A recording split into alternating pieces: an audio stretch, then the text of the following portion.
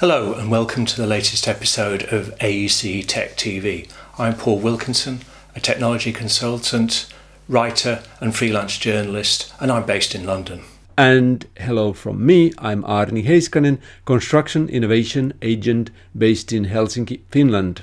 AEC TechTV is our weekly video magazine show looking at the latest technologies used in today's architecture, engineering and construction industries.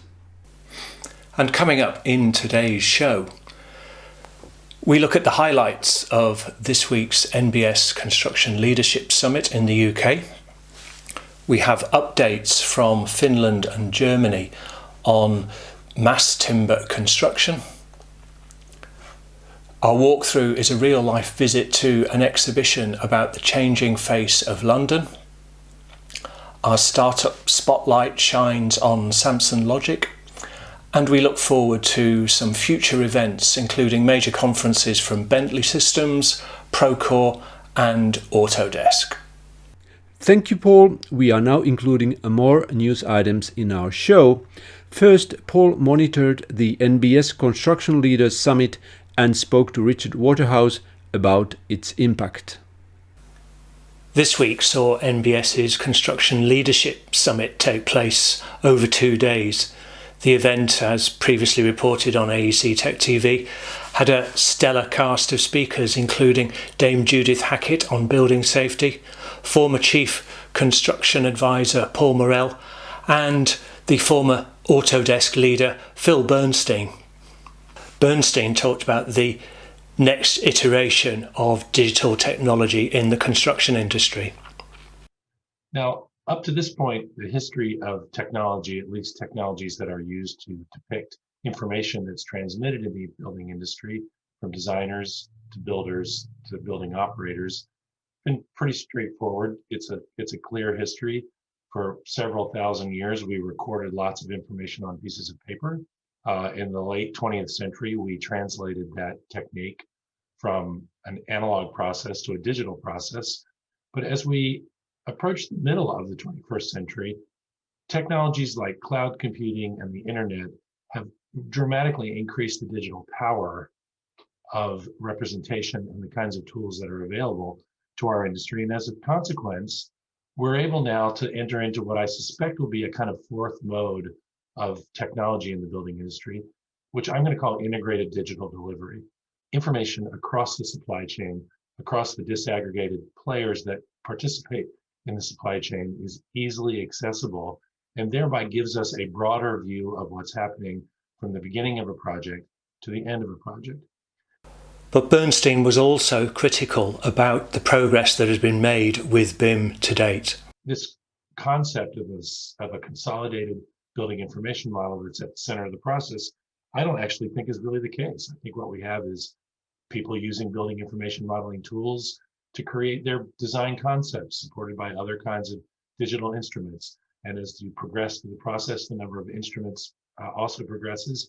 And you have typologically different kinds of models, maybe design BIMs or what frankly, I think most building information modeling is being used for today, production, creation of coherent working drawings. And in that sense, it's kind of a failure that BIM at level 2 is being used primarily to generate more coordinated pre-digital artifacts like drawings, and then the contractors take that information from that preliminary BIM or build a new BIM themselves, make a model for themselves that they need to construct the building. And then similarly, when we get to asset operations, what we've ended up with here is a whole series of different kinds of representations, extractions, organizations of information about a built asset that are only loosely correlated to one another through geometry and may not have had anything to do with one another as they were created. In fact, I think what we've got right now is a world of lots of little BIMs, and what we really want in some form is something more consolidated. And Phil Bernstein and Paul Morell were both clear about the need for cultural change, not just technological advancement. So I think the biggest single change is the industry changing the way it sells. I heard over and over again in government, why doesn't government buy whole life? To which my answer was, well, when did you last know how to sell by whole life? I used to think the problem was technological, and I'm increasingly believing that it's cultural. The architects and the builders, we hate each other. Oh, the disruptor, you absolutely need the disruptors. I agree with Paul that a lot of the desire for disruption has to come top down from the folks that are consuming the work. I entirely agree with Phil that it's not about technology, it's about culture. And after the event, I spoke to NBS's Richard Waterhouse to get his views on the event. The NBS Construction Leadership Summit this week it seemed to be a big success. How many people attended? We had on the live stream, we had over 1,000 people. We had nearly 2,500 people registered, and we know a lot of those will follow the links that go onto the nbs.com website. So at least 2,500. And what has been the impact of the event, do you think? I think the impact has already been huge. Obviously, there's an awful lot on social, so we can go and look at the different social sites, see the comments that are coming through. They've been fantastic. But we've also had really key statements coming out from many of the speakers that have been picked up by the more traditional press as well. So across building, construction news, architects journal, building design, etc., all covering the outputs of the conference, and in particular around the building safety bill. What for you were the three highlights of the event? I think seeing from our speakers in McKinsey about the transformation of the industry and these changes that are coming to the industry, recognizing there are some sectors that will benefit and some that will come under extreme pressure. So, for example, the product distributors, their business models are subject to significant change, as are contractors. So how will they deal with that? But also some positives from McKinsey around the expectation of economic and construction industry growth, a bounce back, that it's not necessarily going to be as negative as people might once have thought. So that was great to see. I think Dame Judith Hackett's presentation around the building safety bill and the transformational effect that that will have, not just in terms of the technology and the drive for capturing information and data through the life cycle of the project and into operation, but also how people work together, the drive for collaboration. And I think that's fantastic, absolutely fantastic. That wonderful statement about the moral obligation to change and to change now. Would you put one of your loved ones, your grandma, into a building that you'd built and you knew was not safe? So that was fabulous. And then I think lastly, the Q&A session with Paul Morell and Phil Bernstein. If you didn't see it, you must go when it gets onto the NBS website. Go and have a look. Fantastic conversation in there. Paul talking about data, and if you don't have it, you're not going to go anywhere without the data. Start collecting it now. And Phil talking about what the barriers are to change, and a really open and honest conversation about where we are and what we need to do next. I think that was brilliant. One key message perhaps for people to take away who attended the event, what would that be? I think the message around the building safety bill, the need for change and how technology will support that, but isn't the driver. It's this need for building buildings better, for transforming our construction industry. And that is a message which isn't relevant just to the UK, it's relevant across the world. As we've seen building fires, not just in the UK, but Madrid, South Korea, just a week ago or so. This is something we cannot have going forward. As an industry, must change. We can find the right products and systems, we can assemble them effectively, and we can do it in a collaborative environment. I think that's a fantastic vision for the construction industry. That was Richard Waterhouse of NBS. I have updates from Finland and Germany on mass timber construction. Increased use of timber construction is among the strategies for meeting the climate goals of governments.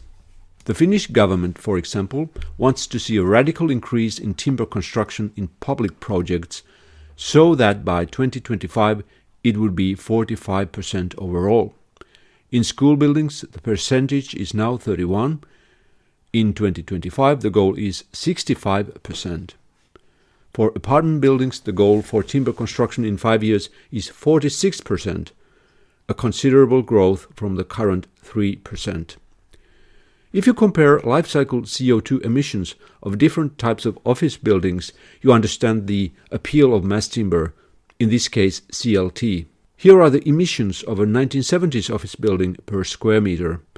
Here's a modern concrete and steel building with district heating and geothermal heating. Compare these with a CLT building using district and geothermal heating. Construction companies that predominantly build in concrete are worried. To make mass timber construction feasible, you have to obtain new skills, set up new processes and new systems in design, manufacturing and construction. However, the change is inevitable, and companies that can adapt and come up with life cycle economically sensible solutions will be the winners. Finnish Rakennuslehti magazine reports that an interesting construction project is taking place in the Finnish city of Turku. A local home rental firm, TVT Asunnot, is building 2 identical buildings with 82 apartments on the same lot. The buildings have identical sizes and floor plans, but one of them is built from concrete and the other one from wood. The construction will be completed in November 2021. The construction company Mangrove is an expert in ecological housing. Their intention is to compare the climate impact of the 2 buildings. Antti Ludstedt, the CEO of Mangrove, says that they will conduct a comprehensive study of the buildings, taking into account all the structures, but also how materials behave, building maintenance and occupant satisfaction. In addition, they will review the carbon handprint, in other words, the climate benefits or the emissions avoided by using certain products, processes and services. The company will pay attention to ecological factors on the construction site, waste management and recycling, for example. The timber building is Mangrove's first multi-story apartment building using CLT. The company says that it takes around 1/3 more time to design a CLT than a concrete building. Based on the initial design data, the carbon footprint of the timber building is 8.5% smaller than its concrete sister, and the climate positive impact is 3 times higher. It takes about 1 week to install a truckload of CLT components. The installation time of the same number of concrete panels takes much less time, about half a day, the company predicts. We are looking forward to the life cycle data that this comparison will provide. There's a lot of interest in timber construction in other parts of Europe as well. In Germany, Professor Dr. Annette Hafner and her team at Ruhr University Bochum are developing a tool especially for municipalities to calculate the climate potential of timber construction, as innovationorigins.com reports. The project Timber Construction GIS, Greenhouse Gas Savings Through Construction and Renovation with Wood, runs until the end of January 2022 and is funded by the German Federal Ministries of the Environment and of Agriculture. The tool uses GIS and gives the municipalities a detailed look into their building stock.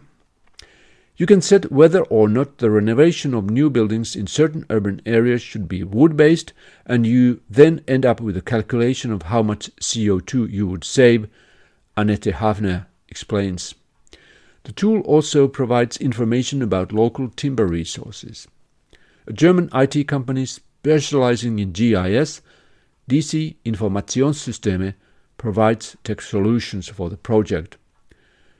We'll see more and more mass timber construction development in the future. However, that does not imply that the R&D with other materials is in a standstill. Some cement and concrete manufacturers are developing technologies to radically decrease the emissions of their respective products. Next in today's AEC TechTV, Aarni talks to Shay Prupes of Samson Logic in our Startup Spotlight segment. Okay, so who are you and where are you based? So I'm Shay Prupes. I'm the CEO of a company named Samson Logic. In one sentence, what Samson Logic do? Samson Logic divides different construction materials into smart packages kits from the production and until they are consumed at the construction site. And myself, I'm a civil engineer with bachelor and master degree from the Technion. In the last 7 years, I was working a site engineer and project manager in one of the largest construction companies in Israel. And actually, this project came from the daily difficulties I've dealt with during my daily routine. So, and we were based in Israel, Tel Aviv. Currently, we're working with a very big construction site in Jerusalem. This is where we're from. Okay. And you also already mentioned about your technology, but what technology or services do you provide? Of course. So what we're doing, what I understood during my work is I have big trouble with my construction materials on my site. They are spread all around. They're burdening my construction site.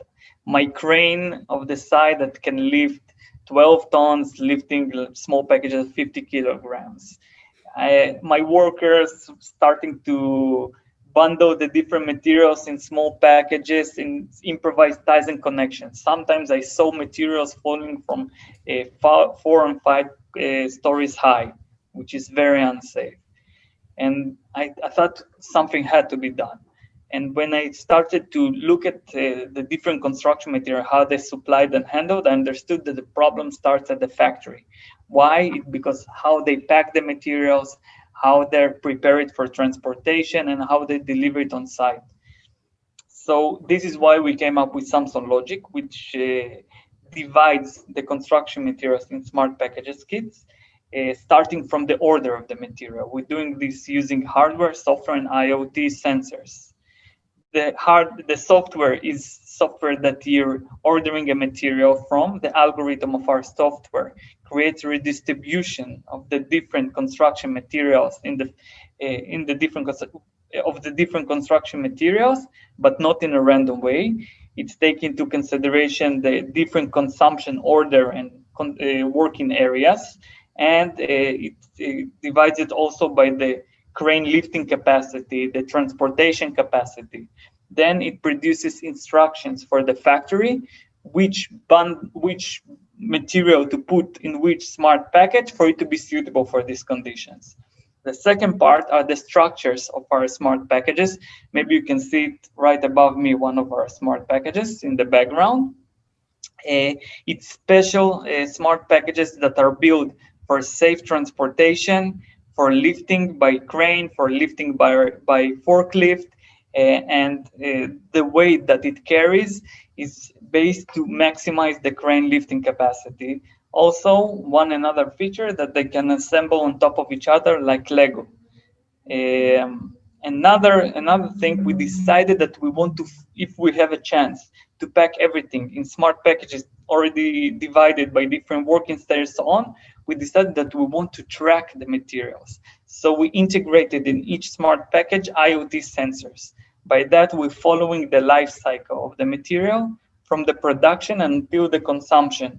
We know how much, when it went to our construction site, how much time it's stored. It creates live safety alerts if it's lifted with dangerous angles or tilting.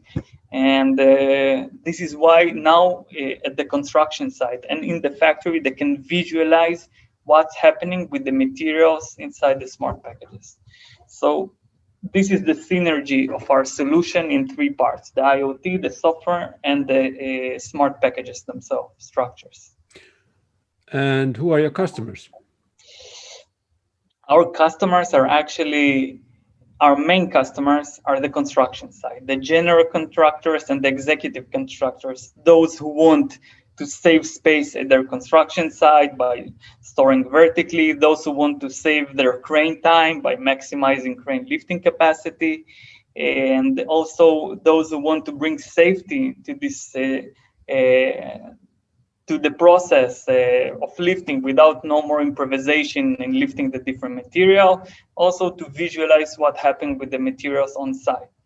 But also our customers are the factories, which make their work much more efficient by pre-packing everything at the night and delivering it quickly in the morning. By that, they're saving a lot of crane time at the factory and bring them a lot of efficiency. And the transporter also, shortening the time of the loading, unloading of the material, and they can maximize their transportation. And by that, our main customer are construction side, but also all the supply chain users on the way. Well, can you give us your favorite example of how your technology has helped a customer? Well, quick example that we had only a few days ago. In the construction site which we're working, half of the site is working with our smart packages, and half of the site is working with just regular bundles that they receive of rebar. We're doing a pilot with the rebar. So when he received our material, it took him 15 minutes to unload 15 tons of material. But then few days after it, he received the rebar just as a regular packages as he used to receive it, and it took him 2 hours and 15 minutes to unload it.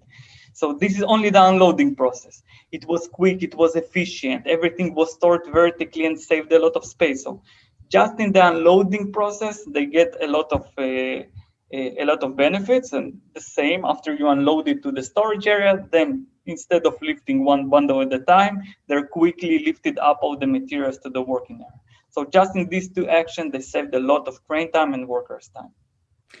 So what is the best thing anyone has said about your technology? We got a lot of compliments, but we're really at our beginning, so we need to learn more. But I think the one I like the most and cherish the most is the safety issue, because efficiency is very good and the data that collected is also very good. But something that actually saves lives, I think I cherish the most this kind of comments. And in Israel and also worldwide, actually this problem is a global problem, right? You have everyone is dealing in the same way with the construction materials in bundles and so on.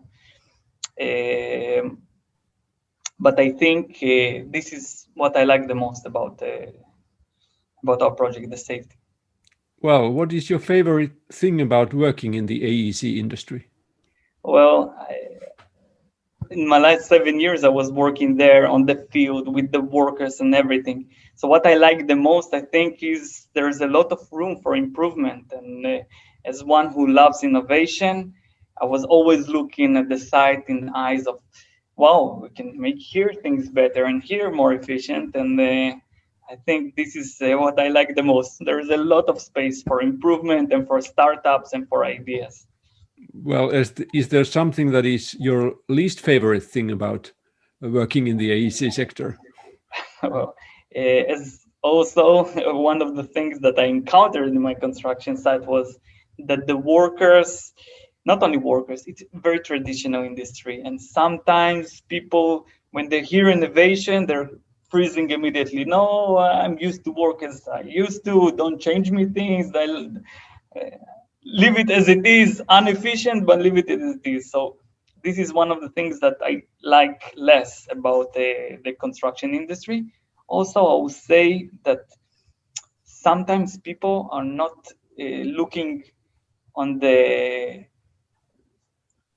wide range of they're looking only on direct cost. For example, if I'm showing him, okay, now you saved $50, he's cherishing it. But if you tell him that he's saving crane time and workers' time, some of them are not looking on the saving of this, and they like only looking at saving of direct costs. And I think that people should look how they save time for the project, how they're bringing organization, how they're bringing safety. All of this also boosting up and saving money for the construction site. Maybe not direct costs, but also saving costs. Okay, is that also the one thing about the industry that you would like to change? The attitude. Pretty much that the how they approach innovation, changes, and how they approach the same what I said that I don't like. I think they need to be more opened up for innovation and for changes, and they look at not only at direct cost, but at so what's in the future for your company? Well, what we're doing now, we starting our we already started our process in Israel. But as I said, it's a worldwide problem, and we're looking at bringing it to Europe and bringing it to United States and to Asia and to every point on earth that needs this solution. And we believe everyone needs it. So these are our next steps. Take this globally. So how can people contact you? First of all, by my mail.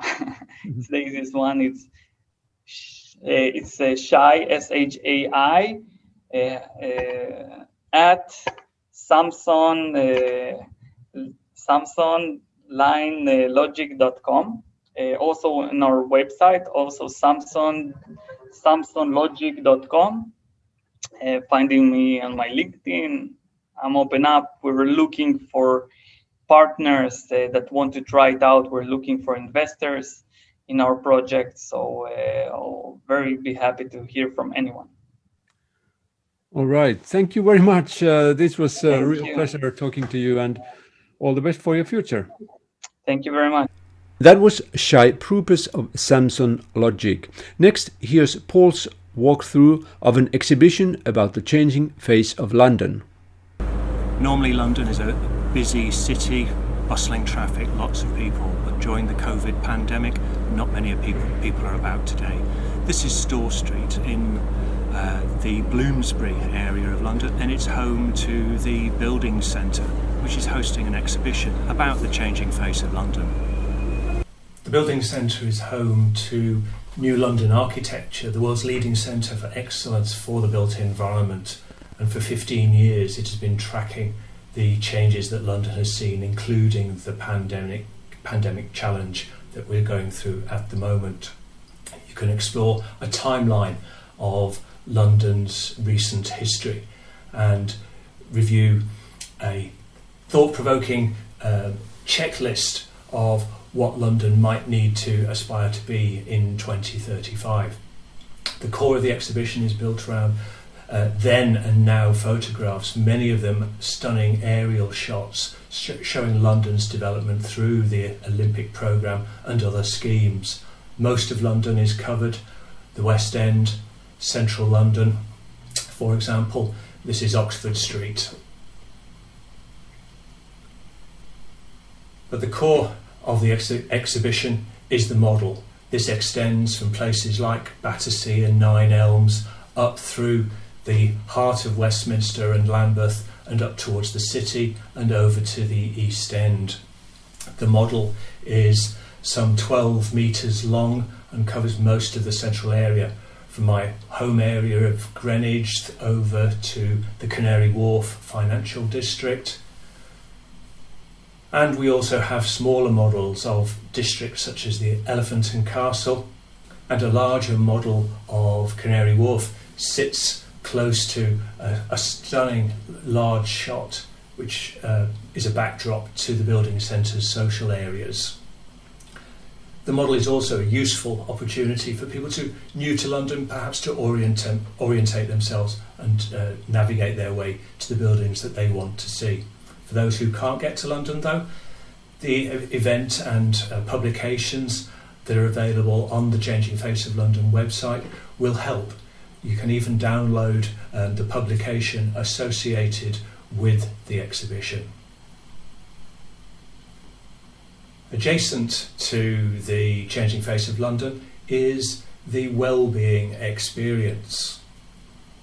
This is focused on the experiences that people have as occupants of buildings and gives an interesting overview of some of the challenges and opportunities, from the use of greenery through to the development of lighting and the control of noise. And there are question pointers about things like silence and about the quality of air that we might breathe. And this exhibition too has an online dimension. You can look at the Wellbeing Experience website to explore a lot of the issues and a lot of the resources that it makes available.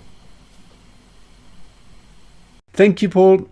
In our final news section, Paul looks forward to some upcoming events. Autumn is traditionally a busy time for construction technology events. Even though COVID has ruled out face-to-face events, the recent NBS Construction Leaders Summit shows that even an online event can have a real impact.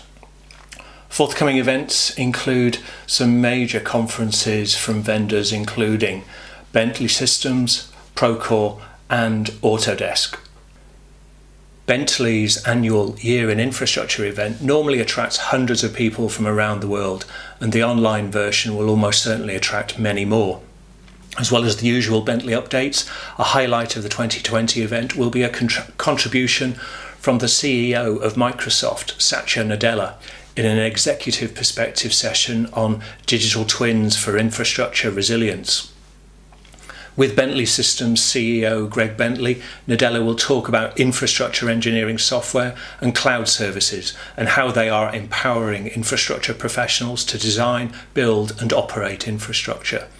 The core elements of the Bentley Year in Infrastructure Conference are packed into 2 days this week, Tuesday 20th and Wednesday 21st of October, and also feature an awards programme.